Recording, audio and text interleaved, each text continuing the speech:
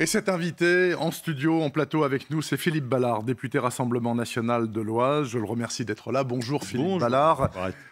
Commençons par cette histoire de carte à Fresnes. C'est quand même extraordinaire, vous ne trouvez pas, que le garde des Sceaux dise « je diligente une enquête » comme si ça s'était fait dans le dos de l'administration pénitentiaire. C'est impossible. Écoutez, moi j'ai écouté le producteur, j'ai pas enquêté personnellement, nous n'avons pas enquêté personnellement, enfin on a du mal à croire que ni la chancellerie, ni le garde des Sceaux n'étaient au courant. Mais surtout que c'est des gardiens qui participent à la course. C'est du personnel de l'administration pénitentiaire. Mais qu'est-ce que c'est que ces images qu'on nous montre? En fait, c'est l'illustration du laxisme total et complet dans lequel vit notre pays. Et Emmanuel Macron et M. Dupond-Moretti en sont les porte-drapeaux. Il y a eu un sondage qui est sorti hier, 75% des Français, sondage IFOP dans le journal du dimanche, estiment qu'Emmanuel Macron a failli en matière de lutte contre l'insécurité. Quand on voit ces images, on se dit que les gens n'ont pas tort. Est-ce que c'est pas un peu excessif quand même? Ces gens-là, ils sont en prison. Ces gens-là, est-ce qu'on parle beaucoup de la surpopulation, des tensions qu'il y a notamment l'été dans les prisons? Est-ce que ça peut être bien est-ce que ce genre puisque ça se fait visiblement, on saura, avec les matons, avec les gardiens, est-ce que ça ne peut pas participer justement, ils ne sont pas remis en liberté ces gens, d'apaiser un peu le climat dans les prisons pendant l'été? Alors, je vais vous donner raison sur un point, parce qu'effectivement, la situation dans les prisons françaises n'est pas satisfaisante. Mais à côté de ça, la prison, c'est pas un club de vacances. Quand on est en prison, il faut savoir que quand on y va, on est condamné à au moins un an de prison. Hein. Si vous êtes condamné en France minimum. à moins d'un an de prison, vous n'allez pas derrière les barreaux. Mais qu'est-ce que ça dit, ces images, pour trois catégories de personnes? Pour ceux qui ont été victimes de ces délinquants, de ces criminels, je ne vais pas m'avancer, mais c'est terrible. J'ai été violenté, j'ai été cambriolé, j'ai été attaqué. Et eux, pendant ce temps-là, ils font du karting et ils se baignent dans une piscine. Pour ceux qui sont dehors. Ils ne se baignent pas dans une piscine. Il y en a qui jouaient dans une piscine. Oui, parce qu'ils faisaient des jeux. Piscine Koh-Lanta, oui, mais enfin, on les voit plonger quand même dans c'est déjà pas mal. Oui, non, mais on les voit plonger aussi dans une piscine. Moi, j'ai regardé les images attentivement. Et puis, pour ceux qui sont encore dehors, les délinquants, les petites frappes, les petites racailles des cités, quand ils voient ça, ils disent, bon, après tout, moi, allons en tôle, c'est un hôtel 3 étoiles. Voilà, je ferai du karting, je pourrais me baigner dans la piscine, je ferai des jeux, tout ça est sympathique. Et puis, pour les forces de l'ordre, quand même, policiers, gendarmes, qui en ce moment risquent leur vie pour mettre fin à des rodéos, quand on voit les délinquants faire du karting, franchement, l'image, elle est terrible. Mais c'est zéro. Enfin, je pense que M. Dupond-Moretti pourrait peut-être réfléchir, est-ce que je ne dois pas démissionner aujourd'hui quand même? Ça m'étonnerait qu'il ait ça en tête, mais en tout cas, non, mais on peut quand même avoir ça, nous, en tête. Oui, vous, et lui poser la question. Vous êtes dans votre rôle. Monsieur Darmanin, à Mayotte, il est allé là-bas pour lutter, dit-il, contre l'attractivité sociale de Mayotte. Enfin, c'est un département français, hein, Mayotte, le 101e. Depuis 10 ans, ouais. Et donc, les Comores se vident vers Mayotte, forcément, parce que c'est le niveau de vie de la France, avec tous les attributs sociaux qui vont avec.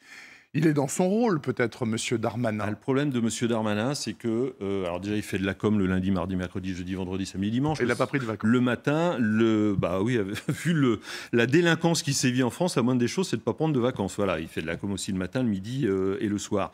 Effectivement, Mayotte... Alors, je rappellerai juste que Marine Le Pen a fait 60% des voix à Mayotte à la présidentielle. Ça en dit quand même long sur ce qu'endurent, ce que vivent les Mahorais. Il y a plus d'étrangers à Mayotte que de Mahorais. Voilà. Et alors, M. Darmanin commence à s'interroger. Il n'est pas le premier, d'ailleurs. Je me souviens que M. Barouin s'était interrogé il y a une bonne dizaine d'années sur est-ce qu'il ne faut pas remettre en cause le droit du sol à Mayotte. On en est toujours là. C'est les mêmes, Barouin, Darmanin, ils ont été dans les mêmes gouvernements. Et on en est toujours là. On ne peut pas le remettre à Mayotte, le remettre en cause à Mayotte et pas dans le reste du territoire. Alors nous, on est pour le remettre en cause sur l'ensemble du territoire, si vous voulez. Voilà. Et passer au droit du sol. Mais d'un point de vue constitutionnel, ça pourrait être fait dans l'urgence à Mayotte. Mais c'est pas fait parce que mais il y en a d'autres. Je parlais de Barouin, je parlais de Darmanin. Ils sont interchangeables. Ils sont tous interchangeables. Je vous comprends pas au Rassemblement national sur Gérald Darmanin. On reprend, c'est votre fixette, hein, on fait une fixette sur Darmanin. Mais quand on regarde ce qu'il a proposé cet été, entre un texte sur l'immigration avec la double peine, entre la mobilisation des forces de l'ordre et la volonté de prendre à bras-le-corps les affaires des rodéos urbains, l'expulsion de l'imam, qu'est-ce qu'il y a de différent entre lui et vous dans ce qu'il dit? Vous devriez dire tous, bravo. À part qu'il est au gouvernement. Alors, Il propose, c'est le verbe que vous avez employé, effectivement. Gérald Darmanin propose, mais après, il n'agit pas. Enfin, l'imam n'a pas été expulsé. À l'Assemblée nationale... Ça, c'est la règle de droit. Non, mais il reprochait aux 7 députés Rassemblement national de la précédente législature de ne pas avoir voté tous ces textes de loi qui permettaient notamment cette expulsion. Mais à la limite, j'ai envie de vous dire, on a bien fait de ne pas le voter, puisqu'on voit que c'est pas possible de l'expulser. Après, la double peine. Donc, une fois, il faut savoir que 25% des détenus dans les prisons françaises sont étrangers. Donc, pendant quelques années, en France, il y a eu ce qu'on appelait la double peine. On était étranger, on purgeait sa peine, on était expulsé. Et qui a mis fin à cette règle ? C'est Nicolas Sarkozy. Oui. Et M. Darmanin est assez lié à M. Sarkozy. Donc, voyez-vous, cette... Non, mais ces personnes-là... Darmanin, mais oui, mais dire bravo. Mais on dit la même chose. Nous, on est pour le rétablissement de la peine planchée, on est pour le rétablissement de la double peine. Effectivement, après la prison, c'est l'avion. Voilà. Donc vous dites ce que fait Darmanin, ce que dit Darmanin, c'est bien. C'est bien, il nous prend notre programme. Alors, si c'est proposé à l'Assemblée nationale, oui, on votera. On a voté des mesures pour le pouvoir d'achat, parce que Marine Le Pen, dès le mois de septembre dernier, avait mis ça, vraiment, c'était le dossier numéro 1 sur la table pour la présidentielle. Tant mieux. Si Emmanuel Macron, si M. Darmanin, si Elisabeth Borne reprennent toutes nos propositions, on les votera. On va être quand même assez logique avec nous-mêmes. Mais ils n'ont pas d'idée, alors ils vont chercher celle de Marine Le Pen, les nôtres. L'imam Iqiyoussen devrait être fixé sur son sort dans quelques jours, puisque le Conseil d'État va dire si oui ou non il est expulsable vers le Maroc ou pas. Pour le moment, c'est gelé. Un tribunal administratif a tout suspendu. Si le Conseil d'État confirme la décision du tribunal administratif, est-ce qu'il vous semblera, Philippe Ballard, que c'est un déni de droit et une absurdité totale ? Alors, faut lire, on ne va pas refaire toute l'histoire. On va pas tout relire, mais en fait, on considère, le droit considère que sa vie privée peut être mise à mal parce qu'on va l'expulser. En fait, c'est ça.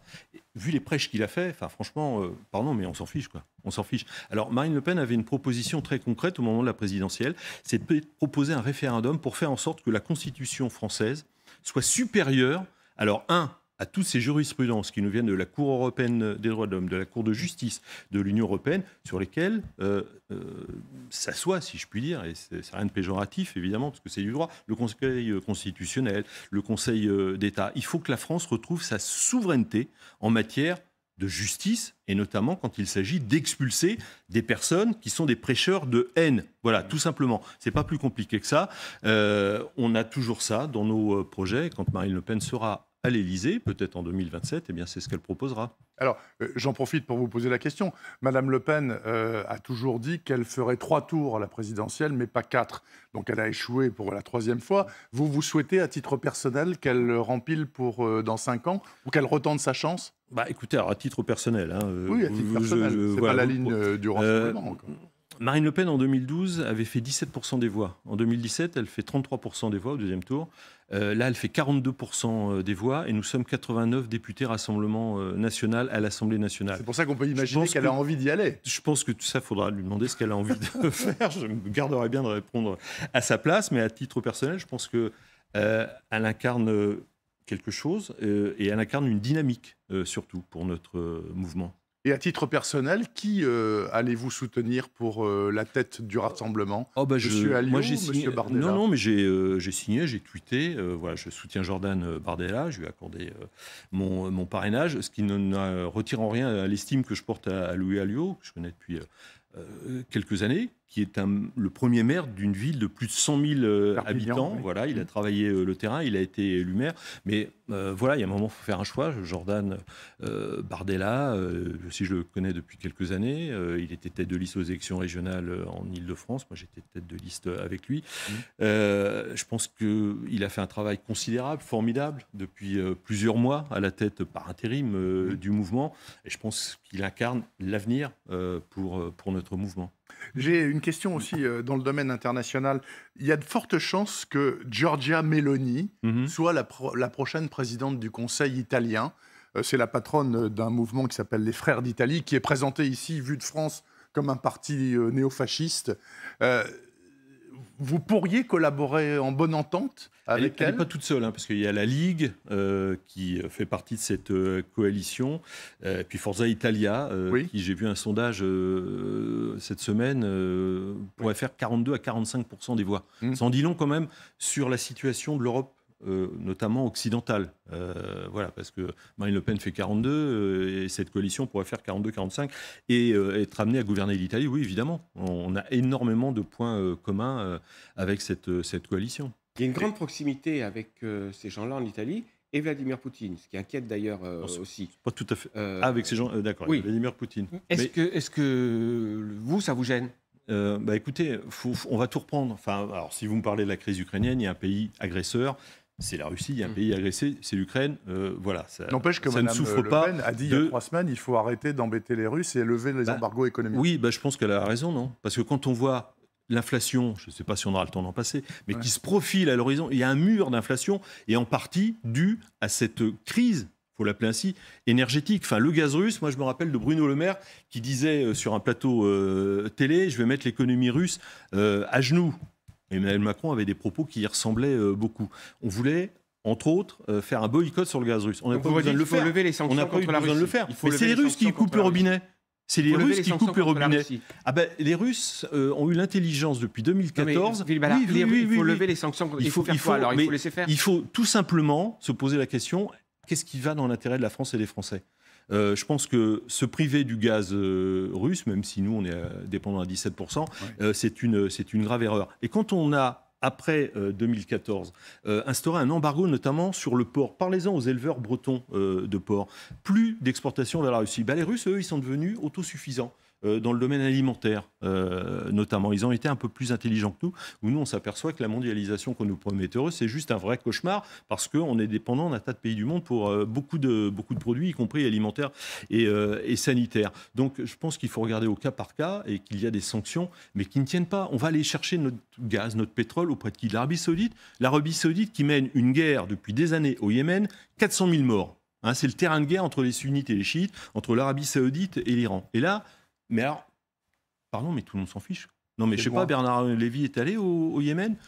Femmes, enfants, il n'y a plus d'infrastructure sanitaire debout au Yémen. Mais on reçoit le prince saoudien en grande pompe, il y a quelques jours, à l'Élysée, avec des photos, avec le président Macron. Enfin, où est la logique? Il y a une géométrie, il y a une diplomatie à géométrie quand même variable. Merci beaucoup, Philippe Ballard, d'être venu sur le plateau d'LCI.